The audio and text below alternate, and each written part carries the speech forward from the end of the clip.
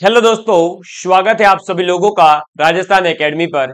मैं परवीन सिंह आप सभी लोगों के साथ में। जैसा कि आप सभी लोग जानते हैं, लगातार एलडीसी एग्जाम, सीईटी एग्जाम, छात्रावास अधीक्षक एग्जाम के लिए मैथमेटिक्स और साइंस की क्लासेस लेकर के आ रहा हूं और आप सभी लोग हमारे साथ में जुड़े हुए हैं और लगातार क्लासेस को देख रहे हैं और अपना प्यार जो है इन क्लासेस को दे रहे हैं। उसके लिए मैं आप सभी लोगों का बहुत बहुत धन्यवाद ज्ञापित करता हूं और साथ ही साथ ये उम्मीद करता हूं कि आप सभी लोग स्वस्थ होंगे, मस्त होंगे और पढ़ाई में व्यस्त होंगे। हम लोग बात कर रहे थे एलडीसी एग्जाम के अंतर्गत आने वाला जो ज्योमेट्री वाला पोर्शन है, ज्यामिति वाला जो पोर्शन है, उसके बारे में। हमने गुणनखंड वाला टॉपिक कंप्लीट पढ़ लिया था और उसके बाद में हमने शुरू किया है ज्योमेट्री के पोर्शन को, जिसके अंदर हम पढ़ रहे हैं पहले एक बिंदु पर बनने वाले कोण और रेखाओं के बारे में। ठीक है, और मैंने आपको बताया था कि बिंदु क्या होता है, रेखा क्या होती है, किरण क्या होता है, रेखाखंड क्या होती है।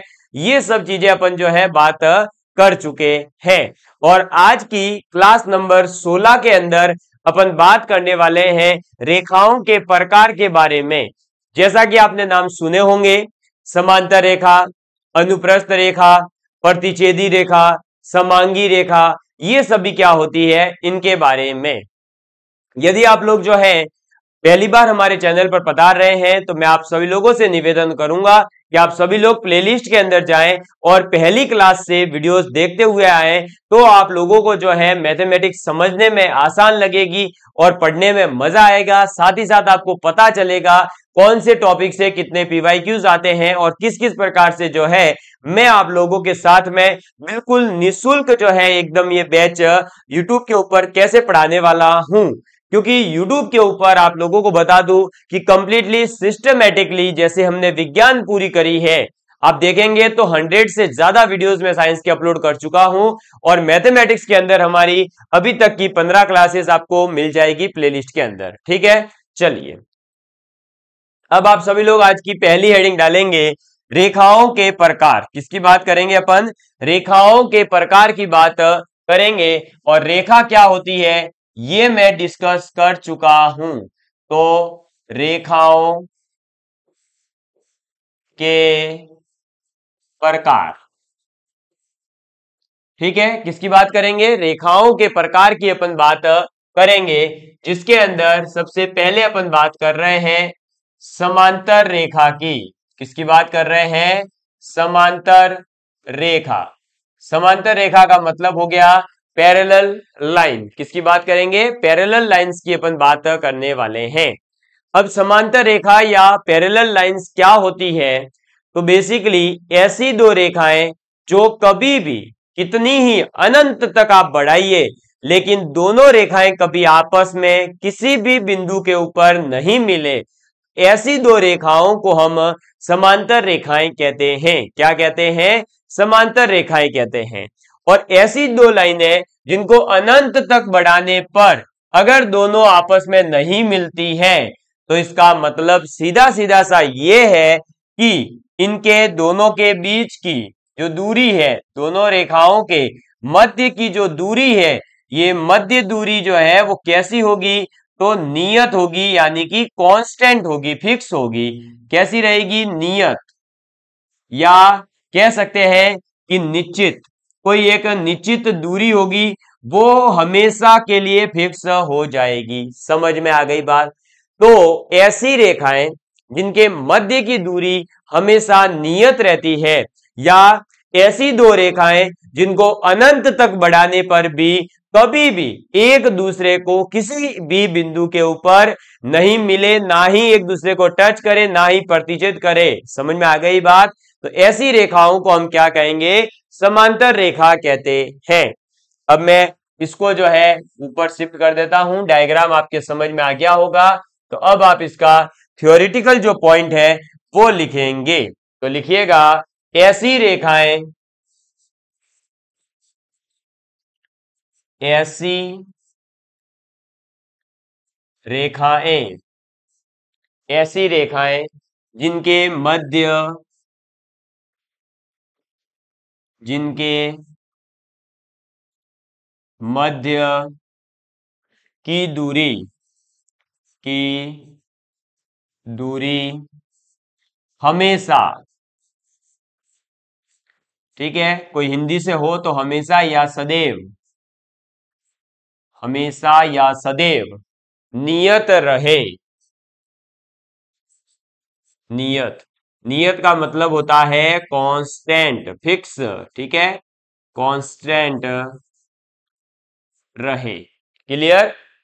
ऐसी जो दो रेखाएं होती हैं उन्हें अपन समांतर रेखाएं कहते हैं। इनके मध्य की दूरी मान लो यहां पर अगर ए है तो यहां पर भी ए ही होगी। क्लियर, समझ में आ गई बात। तो समांतर रेखा क्या होती है, मुझे उम्मीद है कि आप लोग समझ गए होंगे। ये जो छोटी छोटी डेफिनेशंस है, छोटी छोटी चीजें हैं, ये आपको आगे बड़े बड़े और जो लेंथी और टफ क्वेश्चंस आने वाले हैं उनको सॉल्व करने में हेल्प करेगी। इसलिए ध्यान से सुनिएगा और अच्छे से नोट्स बनाइएगा। समांतर रेखा के बाद में दूसरी जो रेखा आती है वो आ जाती है अनुप्रस्थ रेखा। लिखेंगे कौन सी रेखा, तो अनुप्रस्थ, या जिसे अपन तिरछी रेखा भी कहते हैं या तिर्यक रेखा भी कहते हैं। तो तिरछी रेखा, तो किसकी बात करेंगे अपन, अनुप्रस्थ रेखा, ट्रांसवर्सल लाइंस या तिर्यक रेखा जिसकी बात करने वाले हैं। तो अब ये कौन सी लाइनें होती है, ये वो लाइनें होती है जो समांतर नहीं हो। इसका मतलब समांतर लाइनें आपको देखा होगा कि इनफाइनाइट पर तक बढ़ाने पर भी नहीं मिलती है, लेकिन बात करूं अगर अनुप्रस्थ रेखा की या तिरछी रेखाओं की, तो ये एक कुछ निश्चित दूरी के बाद में क्या होगा, एक दूसरे को मिलती हुई प्रतीत होगी या मिलेगी। समझ में आ गई बात। तो ऐसी रेखाओं को अपन क्या कहते हैं, तिरछी रेखा। तो बेसिकली इसकी डेफिनेशन में केवल इतना लिख लो कि ऐसी रेखाएं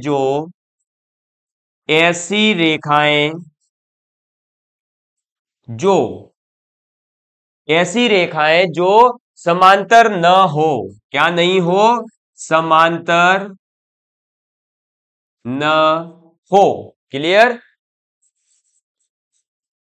समांतर न हो। तो अनुप्रस्थ या तिरछी रेखा का मतलब है ऐसी रेखाएं जो समांतर नहीं होती है। और समांतर नहीं है तो बीच की दूरी कुछ भी हो सकती है। तो अपन इसका डायग्राम इस प्रकार से बनाएंगे कि यहां पर जो दूरी है वो देख लो, ये दूरी है मान लो, लेकिन यहां आते ही देखो दूरी बढ़ती हुई दिखाई दे रही है, तो ये बी दूरी हो गई। तो हम ये कह सकते हैं कि बी इज, एक मिनट, बी इज ग्रेटर देन ए।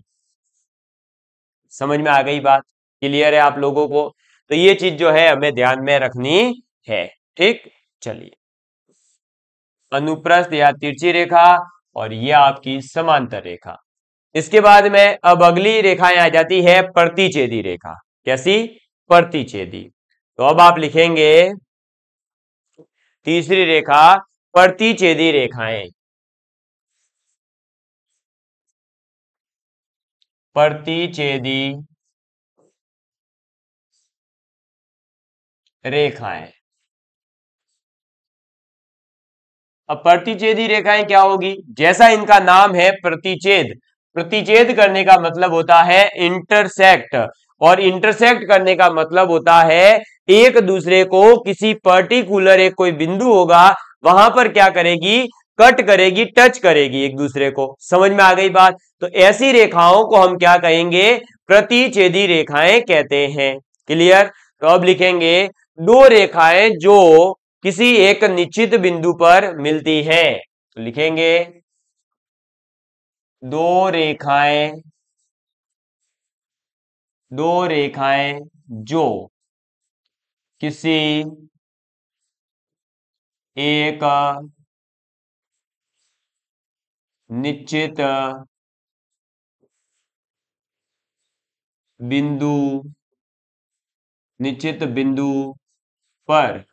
एक निश्चित बिंदु पर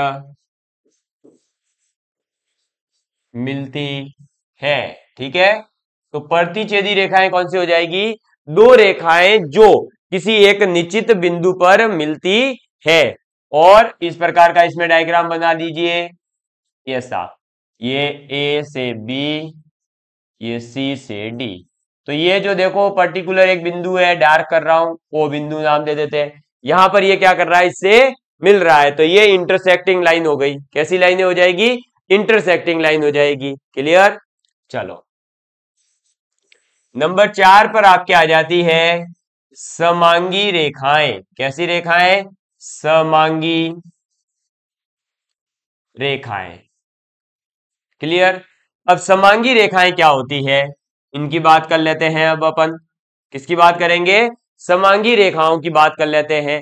तो दो या दो से अधिक रेखाएं, अगर दो या दो से अधिक रेखाएं यदि किसी एक निश्चित बिंदु पर प्रतिच्छेद करती है तो वह प्रतिच्छेदी वो जो प्रतिच्छेदी रेखाएं हैं दो या दो से ज्यादा, उन सभी रेखाओं को अपन क्या नाम दे देंगे? समांगी रेखाएं नाम दे देंगे। क्या नाम दे देंगे? समांगी रेखाएं नाम दे देंगे।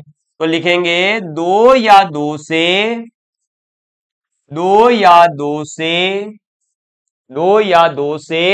अधिक रेखाएं, दो या दो से अधिक रेखाएं,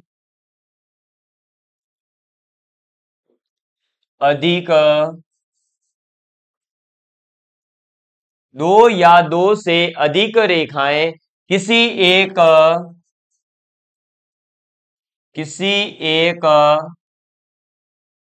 निश्चित बिंदु,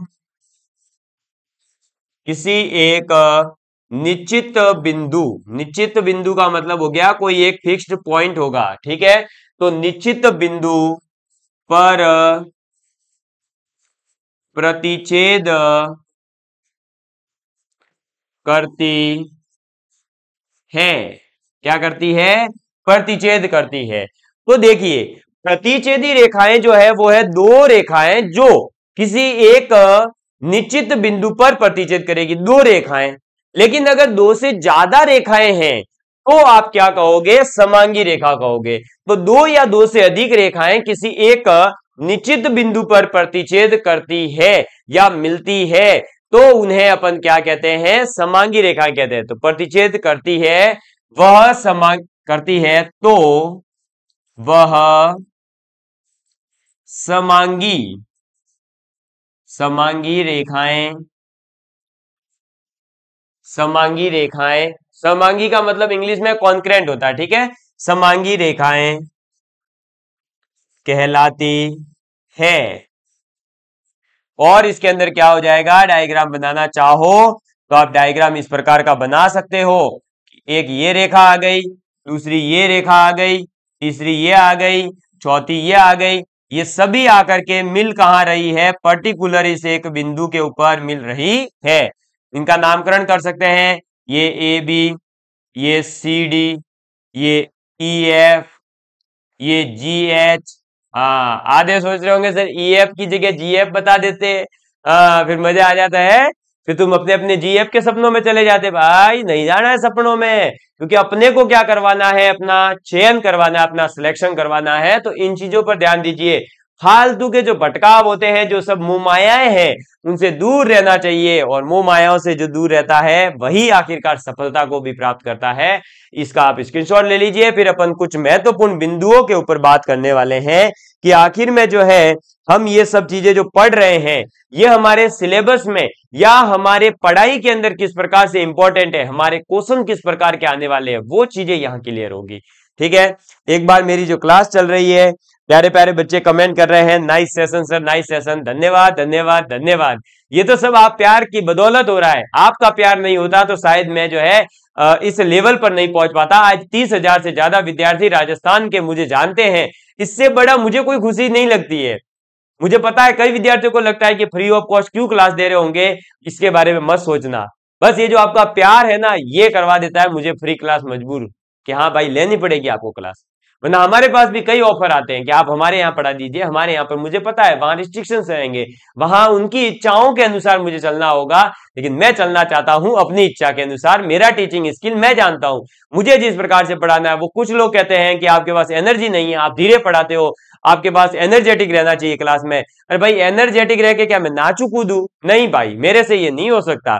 मैं अपनी इच्छाओं के अनुसार पढ़ाऊंगा। अगर कोई पढ़ना चाहता है तो पढ़े मेरे अनुसार, अन्यथा फिर जो है उसकी इच्छा है वहां से पढ़े। मैं क्या मना कर रहा हूं। आगे देखिए अब हम बात करते हैं कुछ महत्वपूर्ण बिंदु के बारे में और उसके बाद में अपन आगे बढ़ेंगे कि ये जो किरणें, रेखा, रेखाखंड आपने पढ़ा, रेखाओं के प्रकार पढ़े, इनसे किस प्रकार से कोण बनते हैं, एंगल बनते हैं, और फिर वहीं से अपनी ज्योमेट्री का जो है धीरे धीरे धीरे धीरे टफ पोर्शन शुरू हो जाएगा। समझ में आ गई बात?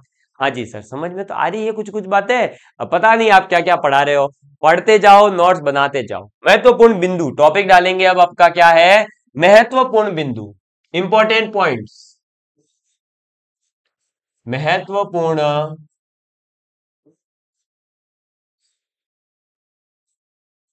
बिंदु।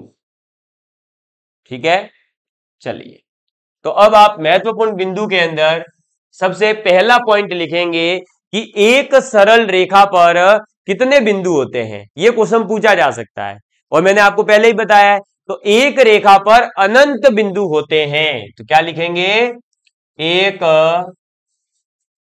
सरल रेखा, एक सरल रेखा पर अनंत बिंदु होते हैं। एक सरल रेखा पर अनंत बिंदु होते हैं। इसके बाद में दूसरा पॉइंट आप लिखेंगे कि एक बिंदु से अनंत रेखाएं भी खींची जा सकती है। भाई एक रेखा के ऊपर अगर अनंत बिंदु है तो एक ही बिंदु से अनंत रेखाएं भी बनाई जा सकती है। तो आप लिखेंगे एक बिंदु से, एक बिंदु से अनंत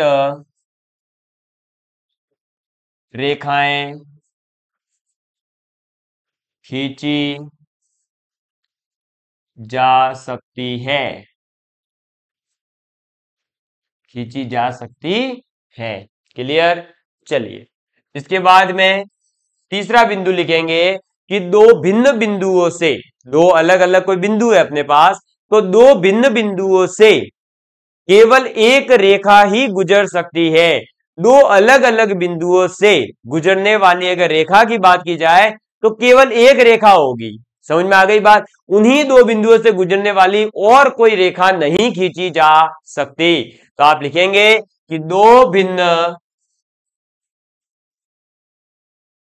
भिन्न यानी अलग अलग बिंदुओं से, बिंदुओं से बिंदुओं से केवल एक रेखा, केवल एक रेखा खींची जा सकती है। ठीक है, दो भिन्न भिन्न बिंदु है, उनसे केवल और केवल एक रेखा खींची जा सकती है। क्योंकि देखिए दोस्तों, एक बिंदु ये रहा और दूसरा बिंदु मान लीजिए ये है, तो ये ए और बी दो अलग अलग बिंदु है।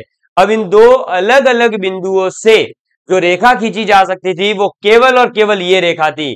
अब कोई भी रेखा अगर आप खींचोगे तो वो या तो इस बिंदु से पास हो रही होगी या इस बिंदु से, दोनों बिंदुओं से पास होने वाली एक ही रेखा पॉसिबल थी जो मैंने आपके सामने खींच ली है। समझ में आ गई बात? क्लियर है आप लोगों को? चलिए, तो अब जो है आप लोग इस चीज को भी नोट डाउन कर लीजिए। आगे बढ़ते हैं। नेक्स्ट अपना चौथा पॉइंट आप लिखेंगे, इंपॉर्टेंट है बहुत ही ज्यादा, और चौथा पॉइंट और लास्ट पॉइंट कह सकते हैं कि दो भिन्न रेखाओं, लिखिए, दो भिन्न रेखाओं, दो भिन्न रेखाओं में एक से अधिक, दो भिन्न रेखाओं में एक से अधिक बिंदु, एक से अधिक बिंदु उभयनिष्ठ नहीं हो सकता। उभयनिष्ठ, उभयनिष्ठ यानी कि कॉमन, उभयनिष्ठ नहीं हो सकता है। समझ में आ गई बात। तो दो भिन्न रेखाओं में एक से अधिक बिंदु जो है कॉमन या उभयनिष्ठ नहीं हो सकता है, क्योंकि अगर दो अलग अलग लाइनें हैं, अब उन दोनों के अंदर वो इंटरसेक्ट भी करेगी तो एक ही पॉइंट पर इंटरसेक्ट करेगी, उसके बाद में वो वापस कभी इंटरसेक्ट भी नहीं कर सकती है। इसलिए दो रेखाओं के मध्य अगर पूछा जाता है कि दो रेखाएं अलग अलग हैं, जैसे मान लो एक लाइन ये रही और एक लाइन ये रही, अब ये दोनों टकरा करके भी केवल और केवल एक बिंदु पर मिल सकती है, इसके अलावा ये कभी नहीं मिलेगी, ये फिक्स बात है। तो इस चीज को भी आप जो है नोट डाउन कर लीजिए, इससे रिलेटेड क्वेश्चन कई बार एग्जाम के अंदर आए हुए हैं। आप इसको चारों पॉइंटों को नोट डाउन कर लेना, अच्छे से याद कर लेना, जब पूछा जाएगा तो कई विद्यार्थियों को जो है ऐसे छोटे छोटे पॉइंटों के अंदर भी हालत खराब हो जाएगी। ठीक है, चलिए जल्दी से नोट डाउन कर लीजिए।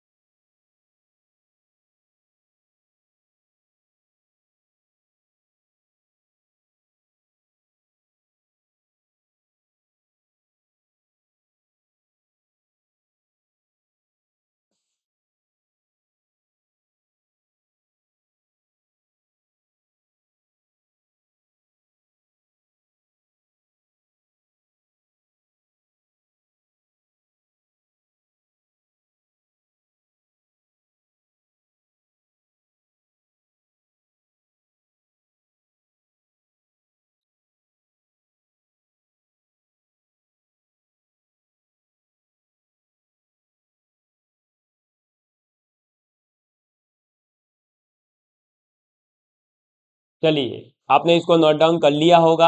अब हम आगे बात करते हैं अपने कि कोण किस प्रकार से बनता है। देखो, आपने बेसिक चीजें जान ली कि भाई आपका बिंदु क्या है, बिंदु से रेखाएं किस प्रकार बनेगी, रेखा से किरण कैसे बनेगी, किरण से रेखाखंड कैसे बनेगा, फिर रेखाओं के प्रकार पढ़ लिए और उसके बाद में चार इंपॉर्टेंट पॉइंट भी लिख लिए। अब हम पढ़ने जा रहे हैं कि आखिर जो है इन रेखाखंड, किरण और रेखाओं की बात अपने को कहां पर जो है इंपॉर्टेंट है, इनसे क्या क्या बनने वाला है गणित के अंदर। तो अब आप हेडिंग डालेंगे कोण। क्या हेडिंग डालेंगे? कोण। कोण जिसे इंग्लिश में कहते हैं एंगल। ठीक है, देखिए अब कोण का मतलब क्या होता है। तो बेसिकली कोण का मतलब है कि आपके पास में दो किरणें हैं। क्या है? दो आपके पास में क्या होगी? किरणें होगी। और किरणें आपको पता है कि एक तरफ एरो होगा और किरण को हमेशा एक ही डायरेक्शन में बढ़ाया जा सकता है, एक इसका फिक्स पॉइंट होता है एंड, वो ये रहा। अब ये जो है इस तरफ नहीं बढ़ाई जा सकती, इस किरण को एरो की तरफ अपन आगे और भी बढ़ा सकते हैं। ठीक, और एक और किरण ले ली जो इसी के एंड पॉइंट से जुड़ेगी और वो इस तरफ बढ़ाई जा सकती है। इस प्रकार से अपन ने दो किरण ले ली, ये है मान लीजिए ए नाम, इसका है बी नाम और इसका है ओ नाम। तो ए ओ और ओ बी, ये दो किरणें अपन ने ले ली और ये दोनों किरणें जो है किसी न किसी, भाई दोनों किरणें ऐसे मिली हुई है, तो अब ये जो झुकाव है इनका, ये जो बीच में इन दोनों के गैप है, दो किरणों के मध्य का जो अंतराल होता है, मध्य का जो डिफरेंस होता है, मध्य में जो झुकाव होता है, इसी झुकाव को अपन क्या कहते हैं? कोण कहते हैं, एंगल कहते हैं। ये क्या होता है बेसिकली? एक मिनट, ये क्या होता है प्यारे प्यारे दोस्तों? यही होता है कोण। समझ में आ गई बात? तो कोण क्या है? दो किरणों के मध्य का झुकाव। ठीक है, तो आप लिखेंगे दो किरणों के मध्य, दो किरणों के मध्य के झुकाव। अब झुकाव नहीं समझ में आ रहा है भाई, देखो एक किरण है, उसके ऊपर ये दूसरी वाली झुकी हुई तो है, तो इसी झुकाव को कह रहा हूं। अगर झुकाव समझ में नहीं आ रहा है तो इनके मध्य के अंतराल, ठीक है, अंतराल यानी इन दोनों के बीच में गैप कितना है, तो दो किरणों के मध्य के झुकाव या अंतराल को कोण कहते हैं। क्या कहते हैं? कोण कहते हैं। समझ में आ गई बात? और ये रहा इसका डायग्राम, अब आप अच्छे से समझ गए होंगे। किरण क्या होती है वो आप लोगों को पता तो है ना, ऐसा तो नहीं भूल गए? किरण क्या होती है वो बता दिया है मैंने, पहले देख लेना जाकर पीछे। सर वो किरण है क्या? नहीं नहीं भाई, तुम्हारी वाली किरण नहीं है, इधर है ना किरण, किरण ही है, ठीक है। अब बात कर रहे हैं अपन किसकी? तो कोणों के प्रकार। किसकी बात कर रहे हैं? कोणों के प्रकार की, यानी टाइप्स ऑफ एंगल के बारे में बात कर रहे हैं। किसके बारे में बात करेंगे? टाइप्स ऑफ एंगल के बारे में बात करेंगे कि कोण कितने कितने प्रकार के होते हैं और कौन कौन से होते हैं। ठीक, चलिए, तो आप सभी लोग जो है अब आगे लिखेंगे। सबसे पहला जो सबसे इंपॉर्टेंट कोण है वो आ जाएगा आपका न्यून कोण। तो पहला कौन सा कोण आ जाएगा? न्यून कोण। न्यून कोण, ठीक है। एक्यूट एंगल की अपन बात करेंगे। तो देखिए न्यून कोण क्या होता है। तो न्यून कोण का मतलब हो जाएगा कि 0 डिग्री से तो अधिक होना चाहिए। भाई माइनस में तो कोई कोण होगा नहीं अभी, है ना। अब आप समझ रहे होंगे सर माइनस में तो 138 140 भी पढ़ रखा है, वो कैसे माइनस होता है वो भी मैं आगे बताऊंगा, लेकिन अभी आपको यही मानना है कि कोण नेगेटिव नहीं होता। तो न्यून कोण का मान क्या होता है? 0 डिग्री से लेकर के 90 डिग्री से कम तक का जो कोण होगा उसी को अपन न्यून कोण कहेंगे। ठीक है, तो ये इसका इस प्रकार से डायग्राम बना दीजिए, और ये इधर जो थीटा होगा उसे अपन कोण कहेंगे। ये इसका नाम दे दो ए ओ बी ओ। ठीक है, ए ओ बी ओ। और ये जो थीटा डिग्री है यहाँ पर, ये थीटा क्या होगा? तो 90 डिग्री के कोण से तो कम होगा और 0 डिग्री के कोण से अधिक होगा। तो 0 से 90 के मध्य में जो कोण होता है उसे अपन न्यून कोण कहते हैं। हाँ, भाषा के रूप में भी लिख ले हुए, आधे विद्यार्थियों को याद नहीं रहेगा। तो 0 डिग्री से अधिक। हाँ, अब ये भी हो सकता है कोई ये सोचे कि सर आपने बोला तो 0 डिग्री था और आपने लिखवा दिया सीधा 0 से अधिक। नहीं भाई, ये 0 के ऊपर देखो मैंने काला काला धब्बा लगाया ना, एक छोटा सा डॉट, इसी को अपन डिग्री कहते हैं। क्या कहते हैं? डिग्री कहते हैं। ठीक है, तो 0 डिग्री से अधिक व 90 डिग्री, तो 90 के ऊपर भी ये देखो काला काला, 90 डिग्री से कम। 0 डिग्री से अधिक व 90 डिग्री से कम जो कोण होता है, कम के कोण को न्यून कोण, क्या? न्यून कोण, यानी कि एक्यूट एंगल कहते हैं। ठीक है, समझ में आ गई बात? तो न्यून कोण या एक्यूट एंगल क्या होता है? 0 डिग्री से बड़ा कोण लेकिन 90 डिग्री से कम होना चाहिए। क्लियर? चलिए, तो ये न्यून कोण है, आप लोग लिख लीजिए। अच्छे से समझ में भी आ रही होगी बातें। ये सब जब आप नोट्स बना लोगे तो आपके पास में एक बेहतरीन सा कंटेंट तैयार हो जाएगा और आप लोगों को मजा आ जाएगा पढ़ने में। आगे देखिए, अब नेक्स्ट अब अपने पास में आ जाता है समकोण यानी कि राइट एंगल। तो लिखिए दूसरा पॉइंट, समकोण। समकोण का मतलब हो जाएगा राइट एंगल। वो पीछे वाला था वो कौन सा था? Acute angle. ठीक है, चलो अब राइट एंगल की बात करते हैं कि राइट एंगल क्या होता है। तो समकोण, राइट का मतलब क्या होता है आप बताइए? है सही होना। राइट का मतलब क्या होता है? सही होना, है ना। तो राइट एंगल का मतलब है कि जब आपके पास ऐसा हो जाए कि एक किरण के ऊपर दूसरी किरण एकदम सही से सीधे से खड़ी हो, तो ये जो कोण बनता है ये 90 डिग्री होता है। और जब 90 डिग्री का कोण है दो किरणों के मध्य, तो दो किरणों के मध्य जब 90 डिग्री हो तो उसी को हम कहते हैं समकोण या राइट एंगल। ठीक है, तो आप लिखेंगे कि 90 डिग्री के कोण को 90 डिग्री के कोण को 90 डिग्री के कोण को समकोण, 90 डिग्री के कोण को समकोण कहते है। ठीक है, 90 डिग्री के कोण को क्या कहते हैं? समकोण कहते हैं। तो ये जो है थीटा किसके बराबर है? 90 डिग्री के बराबर। इसके बाद समकोण के बाद में तीसरा अपने पास में आ जाता है अधिक कोण। क्या आ जाता है? अधिक कोण। तो लिखेंगे अधिक कोण। अधिक कोण को इंग्लिश में कहते हैं ऑब्ट्यूस एंगल। क्या कहते हैं? Obtuse angle. चलिए, अब ऑब्ट्यूस एंगल की बात करते हैं कि ऑब्ट्यूस एंगल क्या होता है। तो अधिक कोण, ऑब्ट्यूस एंगल का मतलब हो गया 90 डिग्री से अधिक कोण, लेकिन 180 डिग्री से जो कम कोण होते हैं उनको अपन कहते हैं अधिक कोण। ठीक है, तो लिखेंगे 90 डिग्री 90 डिग्री से अधिक 90 डिग्री से अधिक तथा 180 डिग्री से 180 डिग्री से कम कोण से कम कोण को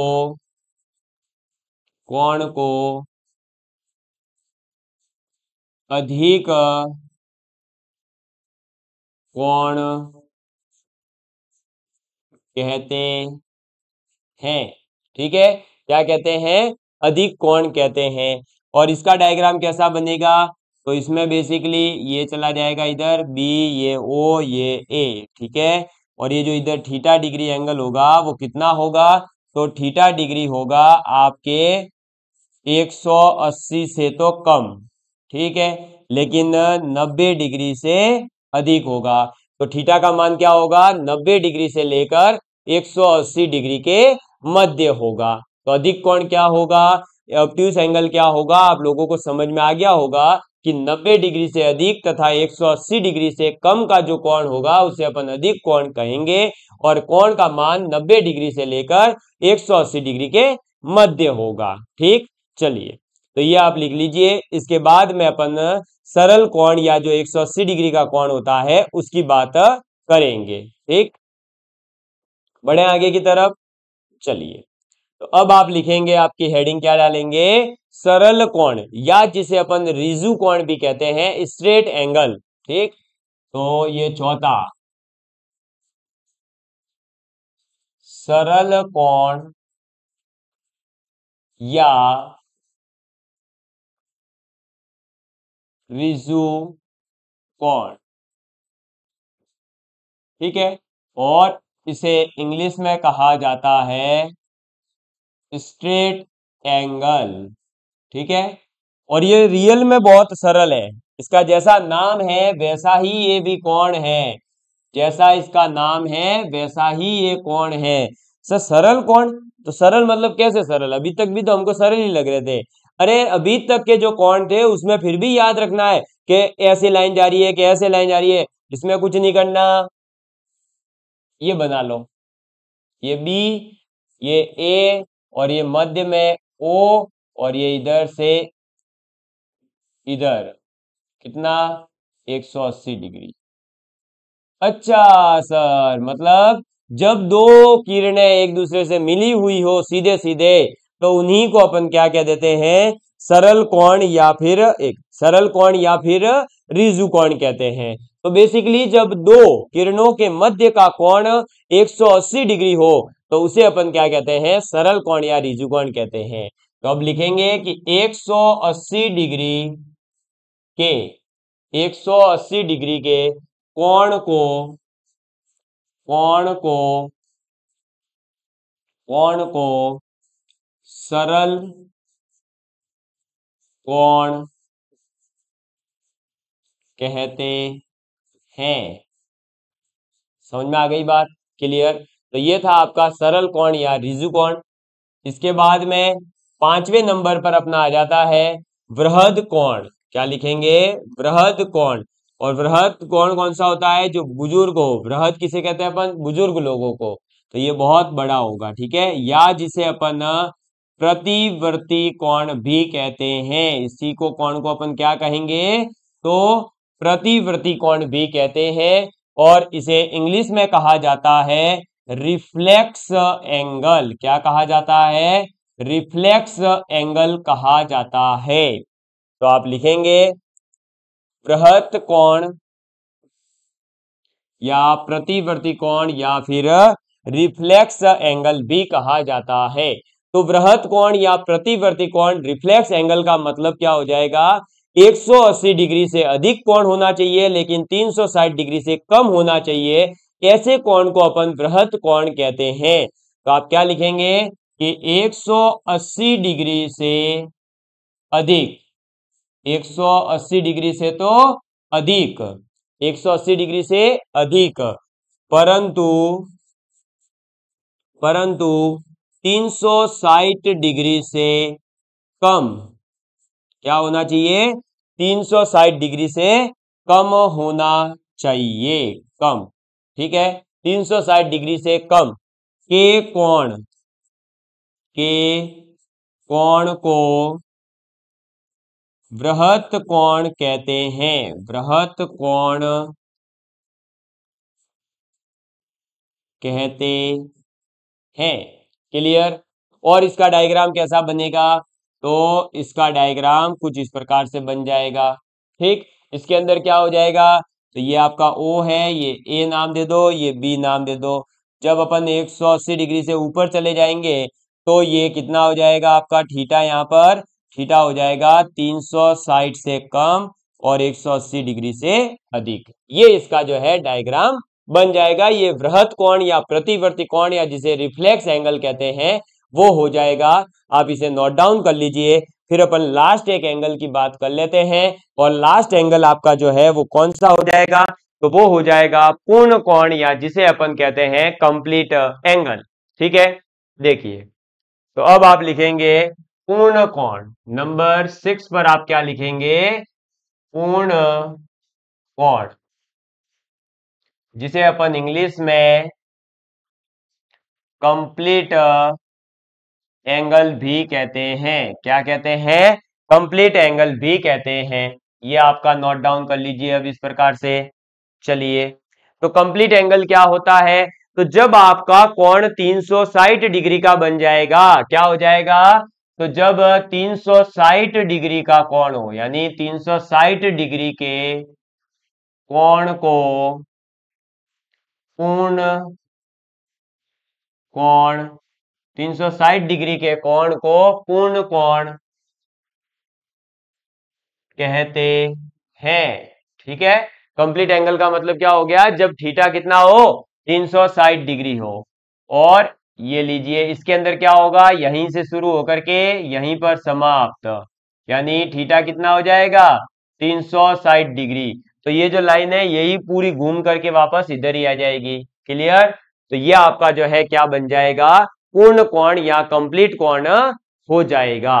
तो मुझे उम्मीद है कि आप सभी लोग जो है कोणों के प्रकार जो 6 टाइप मैंने अलग अलग बताए हैं वो समझ गए होंगे। और आज आपने इसको अगर नोट डाउन कर लिया है, अच्छे से रिवाइज करिएगा, याद करके आइएगा कि न्यून कोण में क्या आएगा, समकोण में क्या आएगा, पूरक कोण में आपके बृहद कोण में क्या आएगा, पूर्ण कोण में क्या आएगा, प्रतिवर्ती कोण में क्या आएगा।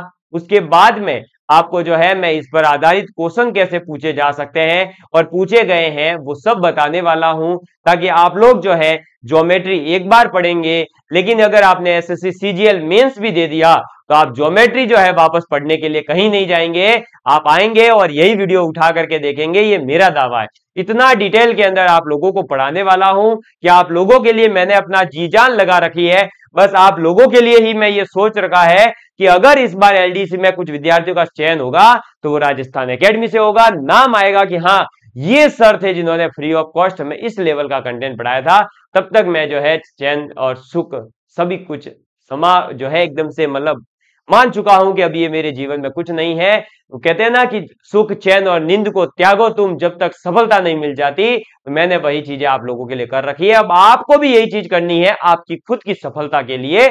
और चलिए मिलते हैं अब अगली क्लास के अंदर। Love you all of you, please take care and please share with your friends. जय हिंद, जय भारत।